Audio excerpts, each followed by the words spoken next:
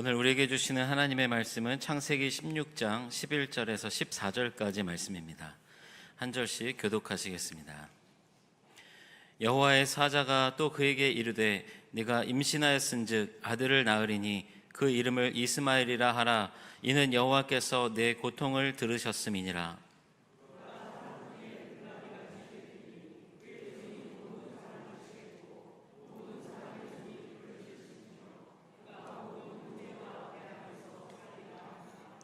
하갈이 자기에게 이르신 여호와의 이름을 나를 살피시는 하나님이라 하였으니 이는 내가 어떻게 여기서 나를 살피시는 하나님을 배웠는고 함이라.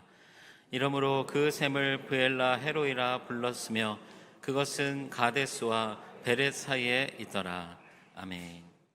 오늘 특별히 창세기에 나오는 이삭과 이스마엘의 이야기, 정확하게 말씀드리면 사라와 하갈의 이야기를 함께 나누려고 합니다. 창세기는 특별히 사람과 사람 사이에, 특히 이제 두 사람 사이의 갈등에 굉장히 관심을 갖고 아주 세밀하게 묘사하고 있는 책입니다. 아시다시피 가인과 아벨, 또 이삭과 이스마엘, 또 사라와 하갈, 에서와 야곱, 요셉과 형제, 레아와 라헬, 그 둘 사이의 갈등의 이야기를 통해서 어떻게 사람이 서로 더불어 서로를 이해하게 되고 참된 가족이 되어가는지, 그렇게 하나님 나라를 어떻게 만들어가는지에 대한 처음 이야기가 창세기입니다.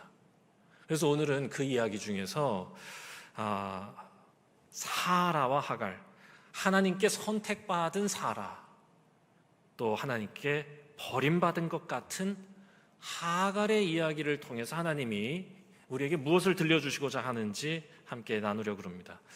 혹 우리 가운데 나는 인생에서 마치 버림받은 것 같다고 느끼신 적이 있는 분이 계시다면 오늘 이 말씀이 우리 인생의 가이드가 되기를 바랍니다.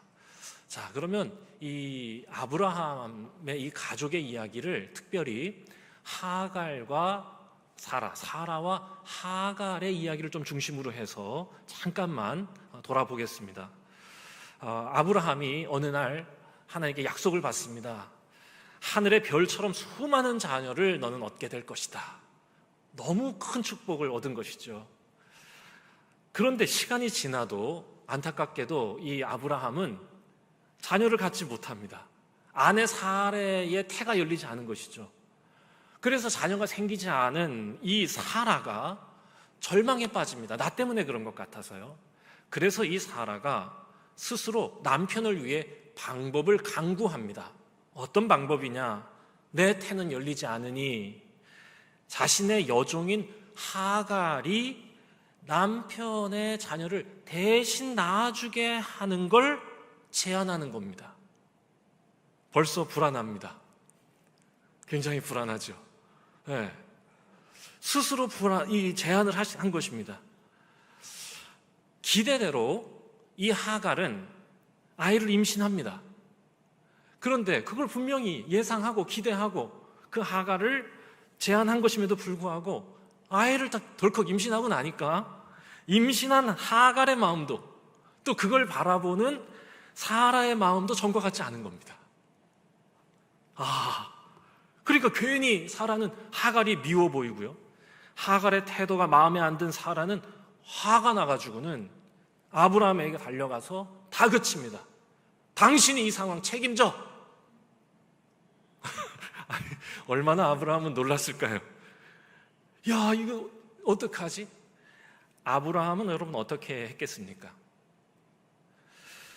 솔직히 이 아브라함은 그 아내 사라에게 그 전에도 잘못한 게 많습니다.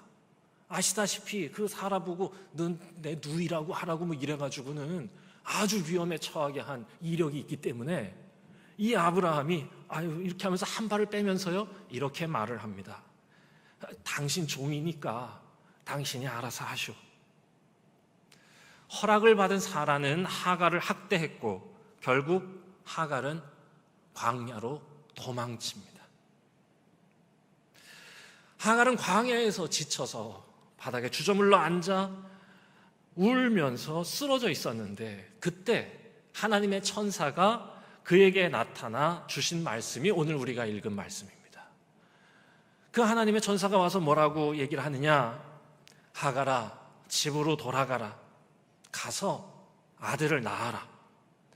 그리고 그 이름을 이스마엘이라 지어라. 그리고 하나님이 너의 고통을 들으신다는 걸 잊지 말거라. 이 말씀을 들은 하갈은 마음에 다시 힘을 얻고 그곳의 이름을 부엘라 헤로이라고 짓습니다. 하나님이 나를 살피신 자리다, 이런 뜻이죠. 하갈은 용기를 내서 다시 집으로 돌아갔습니다. 그리고 다행히 아브라함과 사라도 그런 하갈을 받아주고 아들을 낳습니다. 사라도 꽤 많이 마음이 불편했겠지만 그래도 참으면서 별일 없이 13년을 지냈습니다. 아브라함도 그 이스마엘, 하갈에게서 낳은 그 첫 아들을 너무 사랑했고 좋아했습니다. 그리고 그가 13세가 되었을 때 할례도 받게 합니다. 진짜 가족이 된 겁니다. 가족으로 받아들인 거예요. 진짜 아들이 된 거죠. 그런데 바로 그 해, 이 이스마엘이 할례를 받은 바로 그 해, 아브라함이 99세가 되던 해인데요, 그때 일이 뒤틀리기 시작합니다. 갑자기 하나님이 사라를 통해서 또 다른 아들을 주시겠다고 약속을 하신 겁니다. 솔직히 이 말을 들었을 때 아브라함은 아니 100세인 내가 어떻게 아들을 낳고 90세인 내 아내는 또 어떻게 할 것인가 하면서 믿지를 않았습니다. 그런데 정말로 약속대로 그 다음 해에 이삭이 태어나 버리는 겁니다. 이 간신히 회복을 되찾은 것 아닙니까, 이 가정이? 그랬는데 이삭이 출생하면서 갈등의 신호탄이 울리는 것 같습니다. 문제가 안 생기면 더 이상한 거죠. 여종에게 난 첫아들이냐, 아니면 본처에게 낳은 둘째 아들 이삭이냐, 누구냐? 이게 언제 문제가 터져도 이상할 리 없는 상황이 터집니다. 그렇지 않아도 1년 뒤 돌잔치 날 정말로 사달이 납니다. 사라가 하갈을 다시 내쫓으라고 아브라함에게 가서 소리 치면서 난리를 피우는 겁니다. 이유는 뭐였냐? 감히 저 이스마엘이 이삭을 놀렸다는 겁니다. 아니, 이게 뭐 때렸다가 아닙니다. 이게 때렸으면 멍이 들어가지고 증거라도 있을 텐데 그냥 놀렸다는 사라의 주장만 있을 뿐입니다. 근데 막 화가 나가지고 열불이 나가지고 막 소리를 지르는 거죠. 아브라함도 죽을 맛이죠. 그래도 방법이 없는 겁니다. 이게 왜냐하면 생각해 보세요. 어차피 둘 모두를 만족시킬 수 있는 방법은 없는 겁니다. 사라와 이삭 편을 들다간 하갈과 이스마엘을 버리는 거고, 그렇다고 하갈과 이스마엘의 편을 들자니 이삭이 또 둘 모두를 만족할 수 있는 해법이란 없는 아주 심각한 딜레마. 결국 아브라함은 어떤 선택을 하느냐? 하갈과 이스마엘에게 얼마의 식량과 물을 주고 밖으로 내쫓습니다. 다시 내쫓긴 거죠. 하갈과 어린 이스마엘이 광야에서 살아남는다는 거 쉬운 일이 아닙니다. 정말로 성경을 보면 이 하갈과 이스마엘은 며칠이 되지 못해서 죽음의 문턱까지 가게 됩니다. 심각한 탈수 현상에 빠졌습니다. 물과 식량은 금방 동이 났습니다. 그리고는 탈수 때문에 힘이 빠지고 쓰러져서 같이 앉아있던 하갈은 아들을 보며 엉엉 울며 하나님께 외칩니다. 아들이 죽어가는 것을 제가 볼 수가 없습니다. 그래서 막 울어요. 엄마가 우는 걸 보고 이스마엘도 막 웁니다. 하지만 그때 하나님이 그들의 울음소리를 다시 들으세요. 그리고 그에게 이렇게 말씀하십니다. 두려워하지 마라. 내가 너의 아들 이스마엘로 큰 민족 이루게 하겠다. 그리고는 이 말씀을 듣고 눈물을 닦고 눈을 떴을 때 놀랍게도요, 바로 그들의 앞에 샘이 있었고 이스마엘은 후에 장성한 자가 되고 활 쏘는 자가 되었다. 이렇게 이제 성경에 기록되어 있습니다. 하갈의 이야기, 이스마엘의 이야기는 여기까지가 끝입니다. 실제로 창세기에서는 21장 이후로 하갈의 이름은 더 이상 나오질 않습니다. 여기서 끝난 거죠. 하갈, 그 이후의 삶은 여러분 어땠을까요? 그냥 광야에서 그렇게, 물론 하나님의 말씀은 들었지만 힘들고 어렵게, 외롭게, 쓸쓸히 홀부모라고 그러나요? 그렇게 살아가다가 그냥 생을 마감한 걸까, 광야에서? 하나님은 정말 그 하갈과 이스마엘을 버리신 걸까라고 하는 의문이 들게 하는 부분입니다. 하지만 우리 하나님은 하갈과 이스마엘을 버리시는 분이 아닙니다. 솔직히 이 이야기에서 여기서 끝이 났다면 하갈과 이스마엘은 그냥 죽어 마땅한 인생, 그냥 하나님께 버림받아 광야에서 쓸쓸히 죽어가는 운명으로 태어난 자, 누가 봐도 하나님께 버림받은 것 같은 인생으로 보일 뿐입니다. 표면적으로는 하나님은 이삭을 선택하신 것 같고 이스마엘을 버리신 것 같은데요, 여러분 정말로는, 물론 하나님은 이삭을 선택하셔서 이스라엘의 뿌리가 되게 하십니다. 그렇다고 이스마엘을 버리신 건 아닙니다.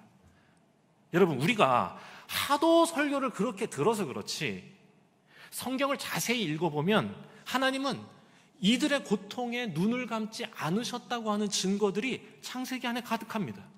솔직히 교회 안에서 이 이스마엘을 부정적인 관점에서 바라보게 하는 데에는 바울이 갈라디아서 4장 23절에서 했던 표현이 영향을 미쳤습니다. 뭐라고 표현하느냐?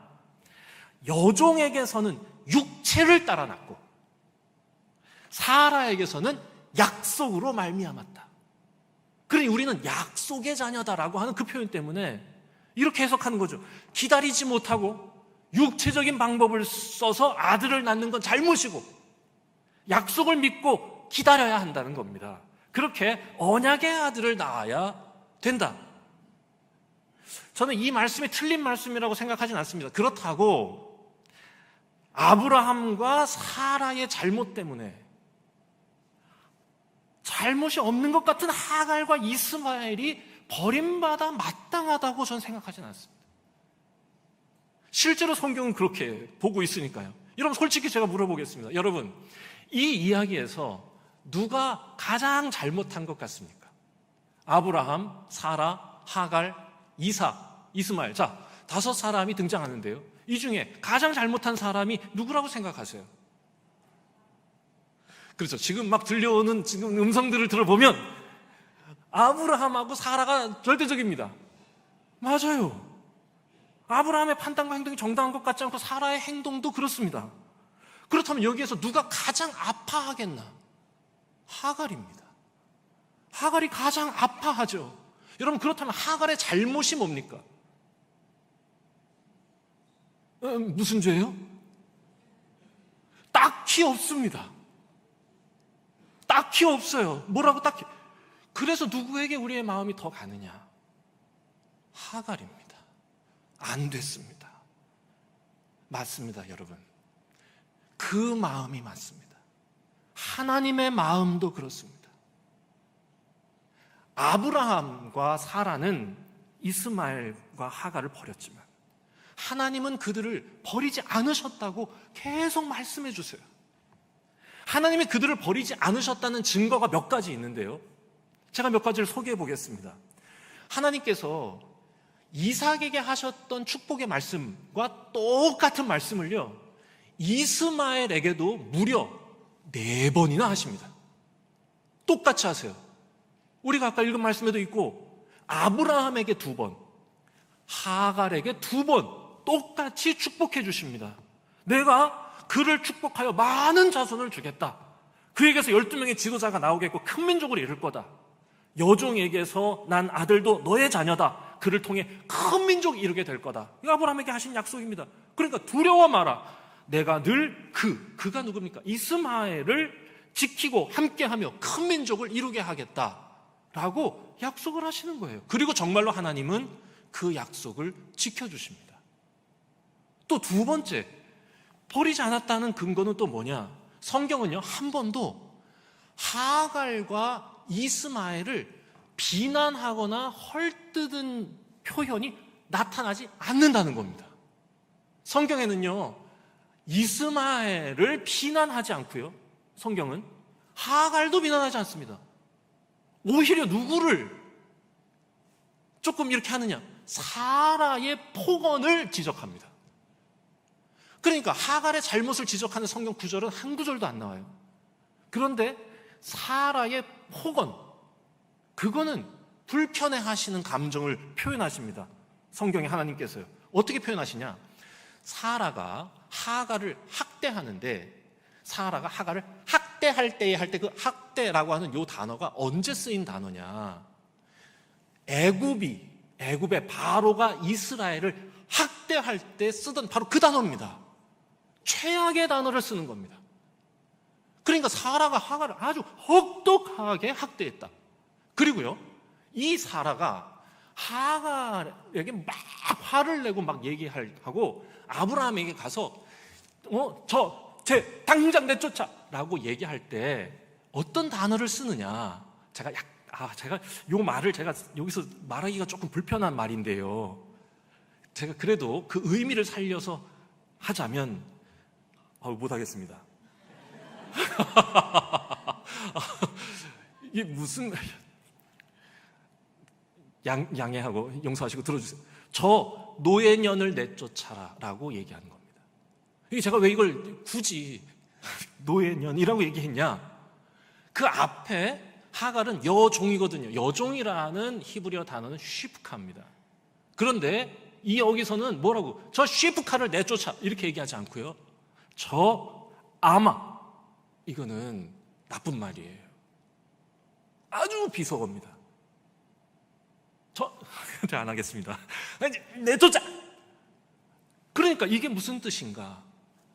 하나님이 하나님의 감동으로 이 말씀을 우리에게 기록하여 주실 때 하나님의 마음을 거기다 담으시는 거예요. 그래서 나마니데스라고 하는 스페인의 이 신학자가 이 부분에 이렇게 주석을 달았습니다. 뭐라고 달았냐? 사라는 학대와 폭언으로 죄를 지었고 아브라함은 무책임과 변명으로 죄를 지었다. 하지만 하나님은 그 아브라함과 사라의 죄를 보았고 하갈과 이스마엘의 울음소리를 들으셨다.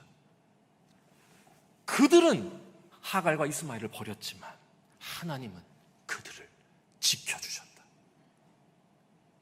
저 완전히 동의합니다. 맞습니다. 이게 하나님의 마음이죠. 게다가 우리가 하갈에게 더 마음이 가는 이유는 뭐냐? 이 하갈의 이야기를 설명할 때 하나님이 아주 세심하게 감정 묘사를 하고 계신다는 거예요. 이게 대조가 되는데 이삭의 이야기를 풀 때는 감정에 대한 표현이 없습니다. 아버지하고 같이 그 헤브론에 올라갈 때, 그 재물이 되려고 올라갈 때 뭐 이삭의 마음이 두려웠다느니 이런 표현은요 하나도 안 나와요. 그냥 아버지가 불렀고 이삭은 따랐다 이렇게만 나오지 아브라함과 이삭의 감정에 대한 묘사가 없는데, 놀랍게도요 하갈과 이스마엘에 대한 이야기에는 감정의 묘사가 세심합니다. 사라가 그들을 막 내쫓으려 할 때 아브라함은 몹시 괴로워했다 라는 표현, 이스마엘이 자랐을 때 아브라함은 그를 심히 좋아했다. 또 하갈을 내쫓았을 때 아들이 죽는 것을 차마 못 보겠다면서 하갈은 엉엉 울었고 그 아들도 울었다. 여러분, 이런 표현은 성경에 굉장히 낯선 표현들이에요. 그리고 하나님이 그들의 소리를 들으셨다는 거죠. 그러니까 신기하게도 성경은 이삭이 왜 선택받았는지에 대한 설명에는 별 관심이 없고요, 오히려 하갈과 이스마엘의 아픔에 더 세심하게 표현하려고 하는 의도를 보여주시는 거예요. 여러분, 이유가 뭘까? 하나님의 마음이 거기 있다는 것을 보여주시는 것이다. 우리가 이 하갈과 이스마엘에게 더 연민을 느끼고 참이 안 됐다, 힘들겠다라고 느끼는 건 여기에 이유가 있는 거예요. 그렇게 하나님은 그들을 포기하지 않으신다는 걸 알려주시는 거죠. 맞습니다. 여러분, 하갈과 이스마엘은 뭘 잘못해서 버림받은 게 아니에요. 그러니까 하갈과 이스마엘을 비난할 이유가 없습니다. 그래서 하나님이 더 아파하시는 거예요. 이유 없이, 잘못 없이 고통받고 있으니까. 반대로 그럼 이삭은 왜 선택받았냐? 뭘 잘해서 선택받았습니까? 아닙니다. 오히려 이스마엘이 이삭보다 낫습니다. 싸움도 잘하고 사냥도 잘합니다. 더 남자 같습니다. 그런데 이삭이 선택받은 이유는 뭐냐? 굳이 설명하지 않으세요. 그런데 성경 전체를 통해서 보자면 선택받았다고 하는 이삭은 실은 평범하거나 심지어 부족한 겁니다. 그리고 성경은 이렇게 기록합니다. 하나님이 이런 자를 선택하시는 이유는 하나님의 일을 이루실 때 내 힘으로 이루었다 착각하지 않게, 자랑하지 못하게 하려 함이라 라고 성경이 기록하고 있는 것이죠. 그러니까 선택받지 못했다고 해서 하나님께 버림받은 건 아닙니다. 여러분, 우리 하나님은 누구도 버리지 않고 누구도 포기하지 않으시는 분이라고 하는 것을 반드시 믿고 우리에게 맡겨진 인생 살아가는 우리 모두가 되기를 바랍니다. 어떤 순간에도 이 생각이 흔들리시면 안 됩니다. 이런 해석이 정당한 근거, 이 아브라함의 이야기의 마지막이 이 모든 걸 설명해 줍니다. 그러니까 이게 마치 아브라함의 이제 이 마지막 이야기가 왜 드라마에 보면은 떡밥이라고 그러잖아요. 앞에 막 복선을 깔아놨다가 드라마 최종편에 가면 그 모든 복선들이 확 맞춰지면서 그 의미가 확 살아나게 되는, 마치 드라마의 최종화 같습니다. 23장에서 사라가 죽습니다. 그리고 이어지는 24장, 엄마까지 죽고 이제 아브라함과 이삭만 남았는데 이삭이 아직 결혼을 못해서 이삭의 아내를 구해오게 하는 이야기가 쫙 나오는데요. 자, 이 이야기를 쭉 읽으면서 이제 끝날 때가 됐구나. 왜냐? 지금 아브라함의 나이가 몇 살이겠습니까? 120이 넘은 나이입니다. 왜냐하면 이 아들 이삭이 결혼할 때가 됐다고 하니 100세에 낳았으니까요. 그러면 그렇게 참 좋은 아내 리브가를 맞이했고 아브라함도 평안 가운데 죽었다, 안식하였다, 이렇게 이제 딱 되면 그게 가장 자연스러운 흐름인데요. 25장, 충격적인 이야기의 전개가 나타납니다. 깜짝 놀랄 이야기입니다. 25장 1절, 아브라함이 후처를 맞이하였으니 그의 이름은 그두라라. 아니 이건 이건 기대하지 못했던 스토리 아닙니까? 아니, 이삭의 아내를 구하러 가는 이야기가 24장이었는데 갑자기 돌연 25장에서 뭐라고 그러냐? 아브라함이 후처를 맞이했다. 120이 훌쩍 넘은 아브라함이. 게다가요, 그 뒤는 더 놀랍습니다. 뭐라고 돼 있냐? 그두라에게서 6명의 자녀를 낳았다. 상상할 수도 없는 일 아닙니까? 120이 넘은 아브라함이 그두라를 맞았고 그 그두라와 함께 자녀의 복을 누렸다. 그리고 안식하게 됩니다. 성경은요, 그냥 어떤 팩트, 아브라함에게 또 6명의 아들이 있었다는 팩트를 우리에게 전하려고 기록한 게 아닙니다. 메시지가 있는 거예요. 의도를 가지고 하나님이 우리에게 전해주시는 말씀인데 뭔가 말하시려는 게 있는 거예요. 그리고 이어지는 그의 장례식, 느닷없이 등장하는 이름이 이스마엘. 25장 9절, 그의 아들들인 이삭과 이스마엘이 그를 막벨라 굴에 장사하였다. 아니, 이미 21장에서 다 쫓겨나고 원수가 돼서 연락 끊고 관계 정리된 거 아닌가, 이렇게 우리 생각하고 있었는데 갑자기 이스마엘이 등장하고요. 그리고 11절에 가서 뭐라고 기록하냐? 이삭이 그때 어디에 살았는지를 기록합니다. 이삭은 그때 부엘라 헤로이에 거주하였다. 여러분, 부엘라 헤로이 어디죠? 하갈이 이름 지었던, 하나님이 나를 지키시고 나를 보살피셨다고 했던 하갈의 땅. 본래 이삭은 어디 살던 사람이냐? 부엘세바에 살던 사람입니다. 거기서 우물 파고 이래서 거기서 살았어요. 거기가 이삭의 땅입니다. 그런데 그때 이삭은 굳이 부엘라 헤로이에 살았다는 걸 성경이 기록하고 있는 것이죠. 도대체 이 그두라라고 하는 아브라함의 이 재혼 대상은 누구고 이스마엘은 왜 갑자기 나타난 것이며 굳이 왜 이 이삭은 부엘라 헤로이로 이사가서 살았던 걸까? 구약 성경의 해석본인 미드라시라고 있습니다. 그 미드라시에 이렇게 기록되어 있습니다. 귀를 쫑긋 여시고 들어보시죠. 이삭은 사라가 죽고 홀로 된 아버지를 위해 자신이 살던 부엘세바를 떠나 하갈이 살던 부엘라 헤로이로 가서 그곳에서 형과 화해하고 하갈이 다시 아버지 아브라함에게 돌아가시도록 설득했다. 그렇게 다시 돌아온 하갈과 재혼한 아브라함은 그동안에 힘겹고 고단했던 인생 쓰러지지 않고 아름답게 살아준 것이 참 향기롭다 하여 그의 이름을 향기, 그두라라 불렀다.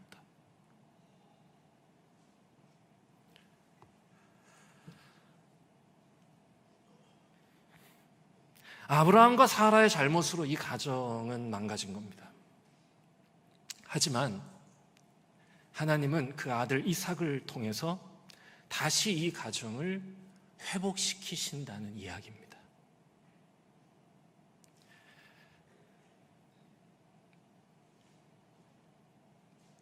억울하게 힘겨운 삶을 살아야 했던 하갈과 이스마엘을 잊지 않고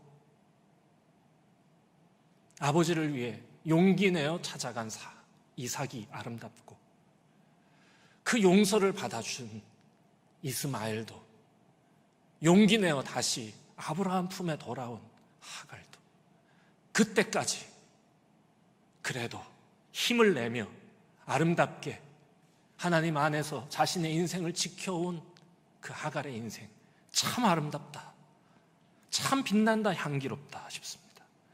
우리 하나님은 그저 하나님께 선택받은 자들만 승리의 삶으로 인도하시는 분이 아니라 버림받았다고 여겨지는 사람들, 오히려 그들의 삶의 아픔에 더 깊이 공감하시고 그들을 지켜주시고 그들의 눈물을 닦아주시는 분이라 저는 믿습니다. 그리고 그 아픔 가운데에서도 자신에게 허락된 인생을 성실히 살아낸 자의 삶을 향기롭다 불러주시는 분, 그분이 우리 하나님이시라고 하는 믿음이 우리 중앙의 모든 성도들 그 마음 가운데 믿음 가운데에 깊이 새겨지기를 소망합니다. 우리의 인생도 가만히 돌아보면 버림받았다는 것, 버림받은 것 같다고 느끼는 순간들이 있었습니다. 하지만 그래도 여전히 주님이 나를 포기하지 않으시고 내 마음과 생각을 지켜주시고 나의 인생을 인도하셔서 여기까지 오게 된 것이고 오늘 우리가 주님 앞에 기쁨으로 영광으로 예배하고 있는 것입니다. 그리고 그렇게 살아온, 그렇게 평생을 이어온 우리의 삶을 우리 하나님은 참 아름답다, 참 향기롭다 불러주실 줄 믿습니다.